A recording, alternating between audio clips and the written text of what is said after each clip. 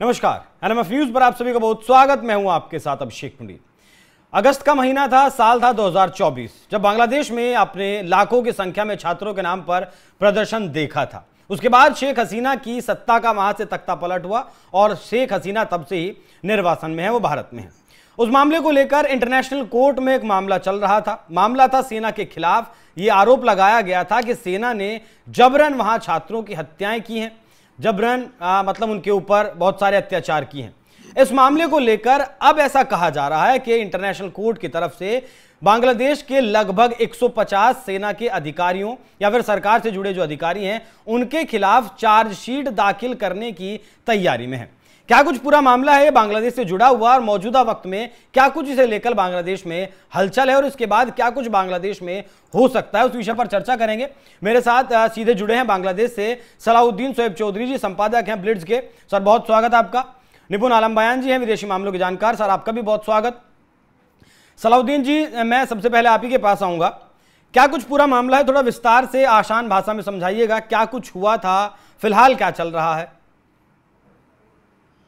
धन्यवाद अभिषेक जी। देखिए, ये जो पहले आपने जो बताया इंटरनेशनल कोर्ट, ये कोई एक्चुअली इंटरनेशनल कोर्ट है नहीं। ये इंटरनेशनल क्राइम्स ट्राइब्यूनल ये नाम दे दिया है। ये चलता है बांग्लादेश में। इसके साथ कोई आईसीसी का या किसी इंटरनेशनल कोर्ट का कोई ताल्लुकात है नहीं। अच्छा, बांग्लादेश में ही चलता है जी, ठीक है। इसका नाम दे दी इंटरनेशनल क्राइम्स ट्राइब्यूनल, ठीक है।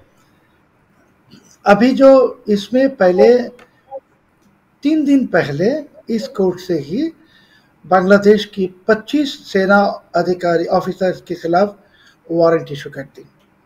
उनमें से 5 सर्विंग जनरल्स है और उस सेना ऑफिसर्स में एक सेना ऑफिसर मेजर जनरल कबीर, इनको तलाश मिल नहीं रहा है, खोज नहीं मिल रहा है। बाकी सारे ऑफिसर्स को आर्मी हेडक्वार्टर्स में क्लोज किया है, अटैच किया है। इनके खिलाफ जो एलिगेशंस हैं कि इन्होंने शेख हसीना की जब पावर में थे 2009 से लेकर 2024 तक, उस समय में जो डिसअपीयरेंस हुआ, जो लोगों को ले गया, डिसअपीयर एब्डक्शन हुआ सरकारी तरफ से, अभी कहना है कि इसके लिए ये दे आर दी एक्यूज और इनके खिलाफ वारंट इशू कर दी। और ये वारंट इशू करने से पहले एक नया लॉ भी तैयार किया, वही आईसीटी ने, कि जब भी वारंट इशू होता है उस वक्त कोई भी सरकारी ऑफिसर हो या जनरल हो या पॉलिटिशियन हो, सरकारी ऑफिसर का नौकरी चला जाएगा। पॉलिटिशियन चुनाव में लड़ नहीं सकेगा। ये रिजल्ट के जो क्या कहते हैं, राय के लिए इंतजार के कोई मतलब मोहम्मद यूनुस ने अपनी सहूलियत के लिए बनाया ये। जी। और अभी जैसे कि ये 25 ऑफिसर्स के खिलाफ वारंट हुआ, तो हमारे कैंटोनमेंट के अंदर बहुत ही एक टेंस चल रहा है। क्योंकि आप जानते हैं जैसे सेना आर्मी जनरल्स को ले जाएगा पकड़ के, पीछे हथकड़ी पहना के क्रिमिनल्स की तरह, सो पूरा आर्मी के लिए एक बेइज्जती है। और यूनुस ये जानबूझ के कर रहा है, क्योंकि उसके असली मकसद है बांग्लादेश आर्मी को डिसमेंटल करके इस्लामिक रेवोल्यूशनरी आर्मी बनाने की। इस्लामिक रेवोल्यूशनरी आर्मी बनाना, जैसी एक फोर्स ईरान में है, रिवोल्यूशनरी गार्ड्स, वैसा कुछ। जी, IRGC, इस्लामिक रेवोल्यूशनरी गार्ड जैसे ईरान में, ठीक है, वैसे ही। आऊंगा सर आपके पास। निपुण जी, ये फोर्स बनाने की बात सर ने बताई है, जो ईरान में फोर्स है उसे तो आतंकी घोषित किया हुआ है अमेरिका ने। यहां भी कुछ ऐसा, मतलब कुछ जुड़ती है कतार? मंशा बता पाएंगे मोहम्मद यूनुस की क्या है? हाँ, नहीं देखिए, अमेरिका ने जो की बात कर रहे थे, अमेरिका के द्वारा तो ईरान को 1979 के बाद, 79 से पहले तो अमेरिका ईरान के संबंध बड़े शानदार संबंध थे। मतलब ईरान और अमेरिका हाथों में हाथ डाल के घूमते थे। जब वहां पर अपना इस्लामिक रिवॉल्यूशन हुआ और खमैनी के पावर वहां पे आई और आने के बाद उन्होंने फिर एक रेडिकलिज्म लाने का प्रयास किया और उसमें एक आईजीसी, जिसको ईरानी रिवॉल्यूशनरी गार्ड बोलते हैं, वो बनाया। तो ऐसी यूनुस की मंशा, जो भी शोएब भाई ने कहा, बिल्कुल सही बात है कि पूर्ण रूप से क्या हो जाए कि इस्लामीकरण, मैं बार बार बोलता आया हूँ, जो ये जद्दोजहद है, जद्दोजहद क्या है बांग्लादेश के अंदर, एक सेकुलर फैब्रिक वाले कंट्री को एक इस्लामिक फैब्रिक वाला कंट्री बनाना। और ये फैब्रिक जो है, इस फैब्रिक को बनाने के लिए कि इस तरह का स्थिति ना हो जैसी पाकिस्तान में हुई। देखिए पाकिस्तान में क्या हुआ कि पॉलिटिशियन के हाथ से पावर आर्मी ने ले ली और आज वहां पे आर्मी सर्वे सर्वा है। बांग्लादेश में इस बात का पूरा डर था और इसीलिए आप देखें जो आर्मी चीफ हैं, अभी मेरी सब भाई से बात भी हो रही थी कि वहां पर आपको उनको नजरबंद कर लिया गया, हाउस अरेस्ट कर लिया गया है। कहीं ऐसा ना हो कि हमारे यहाँ पे क्या हो जाए, कूप हो जाए, तख्त पलट हो जाए। तो उसके लिए जरूरी क्या है कि आर्मी का एक लीडर बनाना, आर्मी का फ्यूचर प्रकार का पूर्ण कर पाए और एक ऐसा गार्ड बनाना जो हो, तो चीफ बने बांग्लादेश का, इशारे में काम करे, जैसे हमने साहब की इशारे में। मुझे उसको कहीं बांग्लादेश का तो दिखाई दे रहा है, आप एक रिलीजियस उस तरह का बनाने का प्रयास। बात क्या है कि जब सर आपकी आवाज क्लियर नहीं आ रही है, थोड़ा सा जी बोलिए। मैं ये कहूंगा भाई कि अगर हम किसी भी एक देश की आप बात कीजिए, कहीं भी अगर आप सारी आइडेंटिटी को खत्म करके केवल एक आइडेंटिटी पे फोकस करते हैं, तो ये सबसे बड़ा क्या होता है किसी भी देश के लिए, घातक होता है। और देखिए जो पूरे साउथ एशिया का फैब्रिक है, वो साउथ एशिया का फैब्रिक किसी एक आइडेंटिटी को लेकर नहीं है। यहाँ का फैब्रिक जो है वो कंपोजिट कल्चर का फैब्रिक है। अब कहीं ना कहीं बांग्लादेश उस कंपोजिट कल्चर को या एक सेकुलर कल्चर के फैब्रिक को छोड़कर जब एक रेडिकलिज्म या एक इस्लामिक फंडामेंटलिस्ट को लेकर चलेंगे, तो मुझे लगता है कि कहीं ना कहीं बांग्लादेश में और ज्यादा दिक्कतें आने वाली हैं। और अभी तो शुरुआत हुई है, अभी तो और बहुत कुछ होना बाकी है बांग्लादेश के अंदर। ठीक है शोएब सर, मुझे बताइए, जो हम सुनते हैं कि बांग्लादेश की जो आर्मी है वो दो धड़ों में बटी हुई है। एक धड़ा है शेख हसीना का जो समर्थन करता है, एक धड़ा है जो शेख हसीना का समर्थन नहीं करता, खिलाफत करता है। क्या ये बात बिल्कुल सही है? अभिषेक जी देखिए, बांग्लादेश आर्मी के अंदर रेडिकलाइज्ड एक सेगमेंट है और उसके प्रोपोर्शन है 30%, 30%। ये आज से नहीं, कल से नहीं, बहुत सालों से ही। मगर यूनुस क्यों बांग्लादेश आर्मी को डिसमेंटल करना चाहते हैं? इसके जो वजह है कि 70% जो हमारे आर्मी है ये सेकुलर है, मुस्लिम है मगर हिंदू भी और सेकुलर है। मगर यूनुस के जो मानसा है, आपको एक चीज याद रखना जरूरी है, यूनुस कोई सरकार है नहीं, ये जिहादी तानाशाही है। और यूनुस खुद पाकिस्तानी ISI की और अमेरिकी डीप स्टेट की कठपुतली है। अभी ये बांग्लादेश को अफगानिस्तान बनाने की कोशिश में है या पाकिस्तान बनाने की कोशिश में है। इसके लिए उनके लिए सबसे बड़ी जो चैलेंज है आर्म फोर्सेस। और आपको एक चीज बताना मैंने भूल गई कि जो 25 ऑफिसर के खिलाफ कार्रवाई शुरू कर दी, वारंट इशू किया, ये 25 ऑफिसर में कौन है? सब सारे के सारे farmer director generals of DGFI, directorate general of forces intelligence, Bangladesh army की जो इंटेलिजेंस विंग है, उसके सारे के सारे डायरेक्टर जनरल्स और काउंटर टेररिज्म के डायरेक्टर्स को, कि यूनुस चाहते नहीं कि बांग्लादेश में टेररिज्म के खिलाफ कुछ हो। अभी ये एक कॉन्फ्रंटेशन सिचुएशन है कि यूनुस के साथ बांग्लादेश आर्मी का, और अभी ये जो शुरू हो गई तो इसके एक नतीजा भी आएगा, 2-3 दिन लगेगा ज़्यादा से ज़्यादा। अगर तो या तो बांग्लादेश आर्मी रहेगा, नहीं तो यूनुस रहेगा। और जब आपसे मैं अभी बात कर रहा हूँ, आपसे और निपुण भाई से, यूनुस अभी इटली में है। वो इटली चले गए कल रात, वो इटली चले गए कल रात, इटली चले गए कल रात। सो यूनुस बांग्लादेश में अभी है नहीं। सिचुएशन बहुत ही एक गंभीर है और कैंटोनमेंट्स के अंदर, आर्मी के अंदर बहुत ही एक रेजनमेंट चल रहा है। और एक पत्रकार होते हुए हमारे को लगता है कि ये एक अभी एक जंग की शुरुआत हो गई, यूनुस वर्सेस बांग्लादेश आर्मी। कौन जीतेगा कौन हारेगा ये अभी पता नहीं चलेगा, 3 दिन में 4 दिन में। मुझे एक चीज और बताइए सर, आपने बताया बांग्लादेशी आर्मी में 2 सेगमेंट हैं। एक सेगमेंट है 30% का जो रेडिकलाइज हो चुका है, एक सेगमेंट है 70% का जो सेक्युलर है।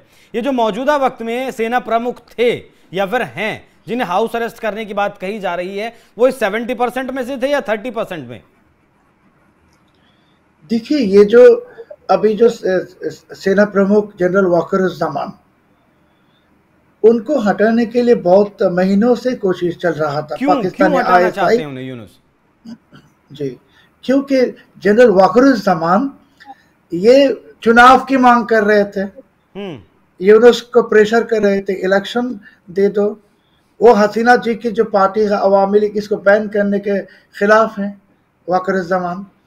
वाकरुज्जमान चाहते थे कि यूनुस जल्दी से जल्दी इलेक्शन करके इलेक्टेड गवर्नमेंट के पास पावर हैंडओवर करे, नंबर 1। नंबर 2, वाकरुज्जमान बांग्लादेश को पाकिस्तान बनाने के खिलाफ है।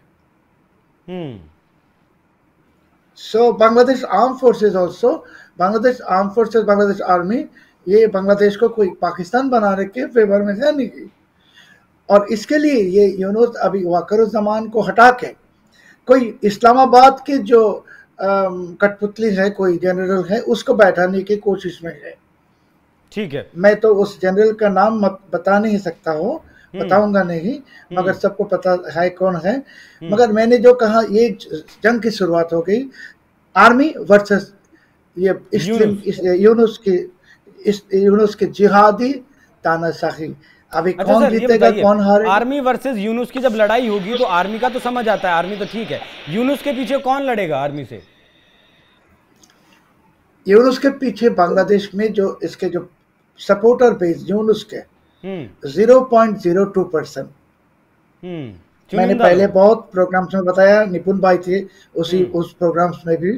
बांग्लादेश में जो वोट बैंक है, पूरे वोट बैंक में अवामी लीग के हैं 35 to 40%, बीएनपी के है 35 to 40%, ऐसे। और ये जो इस्लामी जमात इस्लामी और वगैरह सबको मिला के 7%। मगर यूनुस की खुद की जो वोट बैंक है 0.02%। यूनुस के कोई पॉपुलर सपोर्ट है नहीं, यूनुस को बैठाया आर्मी ने। ठीक है, यही वाकरुज्जमान साहब ने यूनुस को बैठाया पिछले साल जिहादी तख्ता पलट के बाद, और अब इन्हीं की जो है कुर्सी खाने के चक्कर में है। निपुण सर, ये बताइए, मतलब मोहम्मद यूनुस चाहता क्या है? सत्ता में बने रहना किसी भी सूरत में, या कुछ और प्लान कुछ और है? क्योंकि मतलब जितना मैंने पढ़ा है, सेंट मार्टिन आइलैंड जो बात हुई थी, शेख हसीना जब गई थी सत्ता से, तो वहां अमेरिका कुछ कंस्ट्रक्शन करने वाला है। नहीं, वो बात बिल्कुल सही बात है। और शेख हसीना ने बहुत पहले ये बात को बोल दिया था, मतलब जब ये तख्ता पलट हुआ, इस प्रकार की चीजें हुई, उससे पहले भी जब वो चीन भी गई थी तब भी इस तरह की बातें हुई थी, बहुत सारी बातें इसमें हुई थी, तो वो बात सही भी है। और देखिए, यूनुस की जो इच्छा है, यूनुस, मैं एक बात बोलता हूँ हमेशा, ये एक नया ट्रेंड है पूरे वर्ल्ड के अंदर भी। अगर आप इसको देखेंगे कि आप एक लिबरल से चेहरे को सामने रखाइए और लगाने के बाद जो आपको करना है आप कीजिए। यूनुस कुछ करने वाले हैं नहीं। यूनुस का देखिए इंटेलेक्चुअल व्यक्ति है, इसमें कोई दो राय नहीं है, लेकिन अगर हम लोग पब्लिकली बात करें कि पब्लिक में उनका कोई जनाधार है, इस प्रकार का कोई भी, जो भाई ने कहा कि रियलिटी में उनके समर्थन में कोई दिखाई नहीं देगा। लेकिन है क्या, ये लड़ाई यूनुस की और शेख हसीना की है ही नहीं, ये लड़ाई है इसकी रेडिकलिज्म की और दूसरा सेकुलर की। ये लड़ाई किसकी है? यूनुस के पीछे जो रेडिकल लोग हैं, अब वो कौन लोग हैं? अब देखिए, जो जमात इस्लामी जो है उसका अलग तरह का नजरिया, वो तो मैं समझ गया सर, वो तो मैं समझ गया, लेकिन मैं पर्दे के पीछे वाली कहानी समझना चाहता हूं। क्या इस रेडिकलाइजेशन के पीछे कोई और है? सीधे तौर पर कहूं तो अमेरिका है या चीन है, कोई है या नहीं? नहीं, अमेरिका तो स्पष्ट रूप से है। अमेरिका को तो आप इनडायरेक्टली कहने वाली बात ही कुछ नहीं है। अमेरिका देखिए एक्चुअली क्या है कि भारत की ग्रोथ को देखते हुए ये एक प्लान है जो कई बार आप पब्लिकली आ भी चुका है कि इंडिया की पेरिफेरी को आप क्या कीजिए, डिस्टर्ब कीजिए। अगर इंडिया की पेरिफेरी को आप डिस्टर्ब करोगे, छोटे छोटे देश हैं उनको आप डिस्टर्ब करोगे, तो उसका सीधा सीधा इम्पैक्ट जो है भारत के ऊपर पड़ेगा। और जब भारत पर इम्पैक्ट पड़ेगा, क्योंकि भारत के अंदर तो आकर किसी तरह का वो कर नहीं सकते, क्योंकि भारत में डेमोक्रेसी हो या कॉन्स्टिट्यूशन हो, वो अपनी जड़ें बहुत मजबूत कर चुका है और उस प्रकार की एक बड़ी यूनाइट वाली गवर्नमेंट आपको देखने को मिलेगी। सेंट्रल गवर्नमेंट बहुत पावरफुल भारत में है, तो यहाँ पर तो करना मुश्किल है। कोशिशें बहुत हुई हैं, चाहे वो नक्सलिज्म को लेकर हो, नॉर्थ ईस्ट में इंसर्जेंसी को लेकर हो, कश्मीर में सेपरेटिज्म को लेकर हो, पंजाब में खालिस्तान मूवमेंट को लेकर हो, कोशिशें बहुत हुई है भारत में। लेकिन आपने देखा कि भारत में सारी ताकतें क्या हो गई है, कमजोर पड़ गई है समय के साथ। तो एक दूसरा तरीका क्या है कि आप उसके बॉर्डर यानी कि पेरिफेरी परिधि को डिस्टर्ब कीजिए।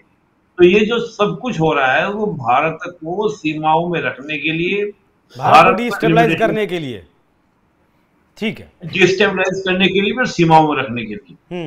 भारत कौन सा सीमा से बाहर जा रहा है। ठीक है सर, सलाउद्दीन सर, एक आखिरी सवाल मेरा आपसे ये है कि अभी फरवरी में हमने सुना था कि ऐलान भी यहां हुआ था, एक 150 लोगों का डेलीगेशन ब्रिटेन से भी आने वाला था चुनाव करवाने के लिए बांग्लादेश में।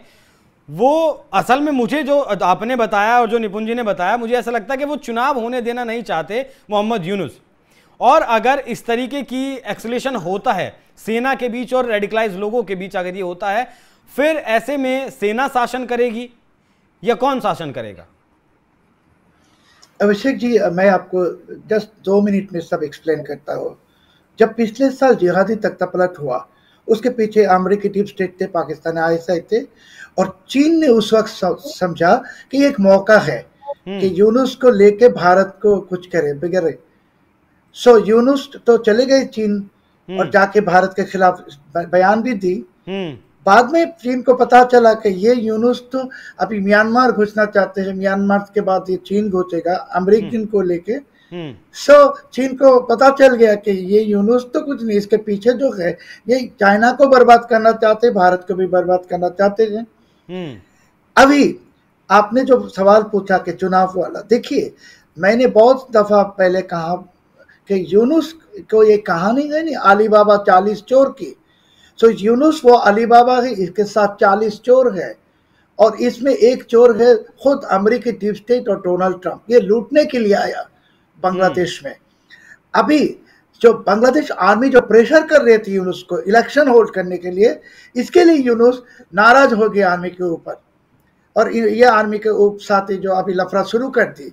सो आर्मी के साथ कन्फ्रंट करके कोई भी देश में किसी भी मुल्क में कोई कामयाब नहीं हो सकते, बांग्लादेश में भी होगा नहीं। और यूनुस तो चुनाव देगा नहीं, कि चुनाव देगा तो अवामी लीग आएगा, नहीं तो BNP आएगा।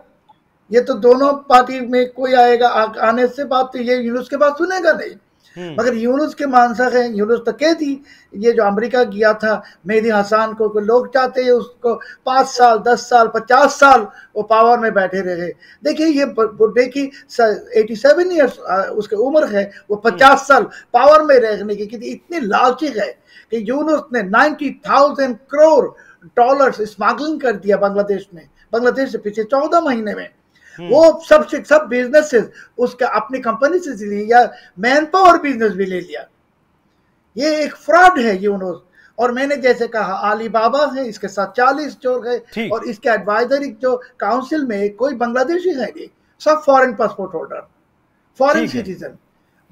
बांग्लादेश के ऊपर सीने के ऊपर बैठ गई US deep state, Pakistan ISI, और हमारे जो अभी जो मुक्ति मिलने के लिए आर्मी कुछ करेगा, ये मेरा कोई एक्सपेक्टेशन है और होने वाला है कुछ। तो ये बात बिल्कुल सही है, पुष्टि हो चुकी है कि जो सेना प्रमुख हैं उन्हें हाउस अरेस्ट कर लिया गया है। ये तो अभी तक मीडिया में आ रहे हैं। अच्छा, मगर उनके कोई वो तो अपियर नहीं हुआ मीडिया में, तो हम तो पता नहीं सकते। मगर ऑफिशियल नहीं हुआ है। टेंशन है, बहुत टेंशन है। ठीक है सर, बहुत धन्यवाद आप दोनों का। बाकी इस मामले में जो भी कुछ अपडेट होगी वो मैं ज़रूर आपसे जानना चाहूँगा। मैं चाहूँगा कि आप वक्त पर जैसे इस मामले में कुछ अपडेट आए हमारे दर्शकों को देते रहें। बहुत धन्यवाद आपका। बाकी दर्शकों, आप इस विषय पर क्या सोचते हैं? आपको क्या लगता है, क्या मोहम्मद यूनुस सिर्फ सत्ता में बने रहने के लिए ये सारा षड्यंत्र रच रहा है? क्योंकि जानता वो भी है कि चुनाव अगर हो गए तो जनता उसे तो नहीं चुनेगी। बाकी अपनी राय हमें कमेंट बॉक्स में जरूर दीजिएगा। नमस्कार।